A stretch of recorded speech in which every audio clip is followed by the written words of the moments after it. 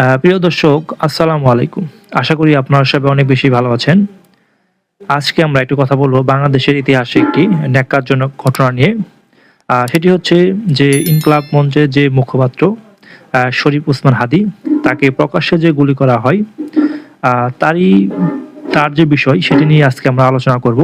আপনারা জানেন শরীফ ওসমান হাদীকে প্রকাশ্যে হত্যা করার পরে আসামি কিন্তু যে মূল অভিযুক্ত আসামি আলমগীর এবং ফয়সাল করিম, তারা কিন্তু ভারতে চলে যান ময়মনসিংহ হালুয়াঘাট দিয়ে।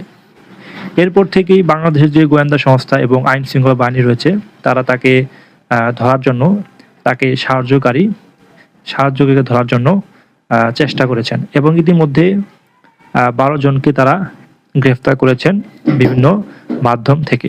এবং আপনারা জানেন আজকে ৬ জানুয়ারি ঢাকায় ডিবি কার্যালয়ে একটি সংবাদ সম্মেলন হয়। সেখানে আওয়ামী লীগের যে ওয়ার্ড কাউন্সিলর রয়েছেন তাজুল ইসলাম, তাকে কিন্তু অভিযুক্ত করা হয়েছে এবং তারই নির্দেশে নাকি শরীফ ওসমান হাদীকে হত্যা করেছেন ফয়সাল করিম। এমনটাই ডিবি প্রধান অতিরিক্ত পুলিশ কমিশনার তাজুল ইসলাম তিনি আজকে সংবাদ সম্মেলন করে এই তথ্যটি জানিয়েছেন এবং এই হত্যাকাণ্ডে ১৭ জনকে আসামি করে চার্জশিট জমা দিয়েছে আদালতে এবং এখানে ১২ জনকে গ্রেফতার করা হয়েছে ইতিমধ্যে। এবং প্রতিটি হত্যাকাণ্ডের সাথেই আওয়ামী লীগ জড়িত এমনভাবে তারা প্রচার করে যাচ্ছে। এবং আপনারা জানেন বাংলাদেশের মধ্যে অনেকগুলো হত্যাকাণ্ড হয়েছে ৫ই আগস্ট অর্থাৎ শেখ হাসিনা পালিয়ে যাওয়ার পরে।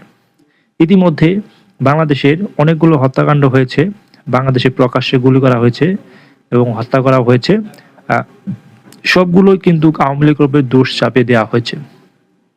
এতে করে মূল যে আসামি, তারা কিন্তু বাইরে ঘোরাফেরা করছে এবং আওয়ামী লীগের উপর যে দোষ চাপিয়ে দেওয়া হচ্ছে, এই অপসংস্কৃতি এটি বাংলাদেশ ইতিহাসে বহুত আগেও হয়েছে, অনেক আগে হয়েছে এমনটা। তবে ৫ই আগস্টের পরে যারা নতুন একটি বাংলাদেশ অর্থাৎ ভালো একটি পরিবেশ দেখতে চেয়েছেন, তারা যদি মনে করেন আওয়ামী লীগের দোষ চাপিয়ে মূল অভিযুক্তরা যদি ছাড় পায়, তাহলে কিন্তু বাংলাদেশে পরবর্তীতে আবারও হত্যাকাণ্ড হবে। কারণ মূল অভিযুক্তরা, তাদেরকে ধরতে হবে। আওয়ামী লীগের উপর দোষ চাপিয়ে এই হত্যাকাণ্ড কখনোই হয়নি, এটি অনেকেই বিশ্বাস করেন না।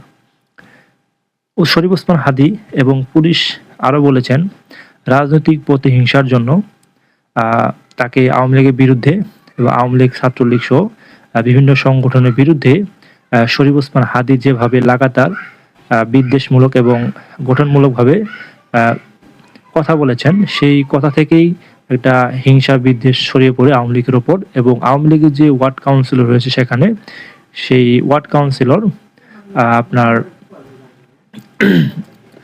তিনি ভাড়া করেন ফয়সাল করিমকে অ্যারেস্ট করার জন্য। এবং তাজুল ইসলাম ওই যে ওয়ার্ড কাউন্সিলর, তিনি শরীফ ওসমান হাদীর হত্যাকারীকে আপনার ভাড়া করেন অনেকগুলো টাকা দিয়ে। এবং তিনি এই হত্যাকাণ্ডের পিছনে শুধু একা নয়, আরও অনেকেই রয়েছেন, মোট ১৭ জন। তার মধ্যে ১২ জনকে গ্রেফতার করা হয়েছে, আর বাকি ৫ জন এবং পলাতক রয়েছে।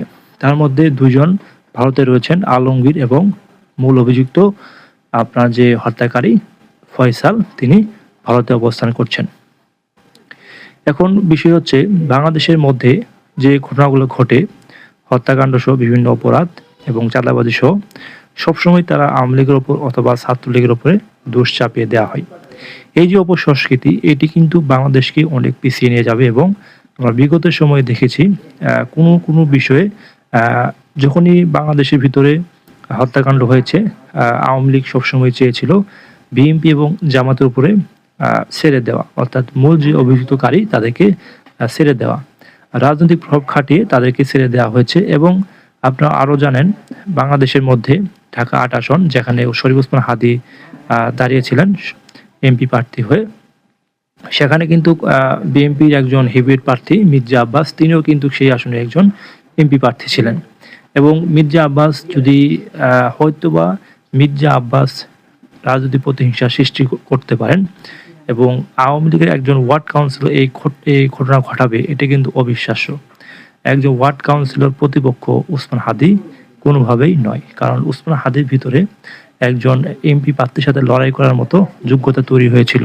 এবং এই যে একটা পরিকল্পিতভাবে মূল অভিযুক্তদের খালাস দেওয়ার জন্য, এই হত্যার পেছনে তাদেরকে ছাড় দেওয়ার জন্য যে পরিকল্পনা করে পুলিশ, ডিবি সহ অন্যান্য যে সংস্থাগুলো রয়েছে, আওয়ামী লীগের একজন ওয়ার্ড কাউন্সিলর উপরে দোষ চাপিয়ে দিল, এটি কিন্তু একজন ন্যাক্কারজনক ঘটনা। এবং এটি কিন্তু সন্তুষ্টমূলক নয়, চার্জশিট নয়। আপনারা অবশ্যই জানেন এবং সকলের মনে কিন্তু এই বিষয়টা নিয়েই ঘুরপাক কাটছে যে একটা শরীফ ওসমান হাদির মতো লোককে একটা ওয়ার্ড কাউন্সিলর হত্যা করবে, এটি একজন অবিশ্বাস্য।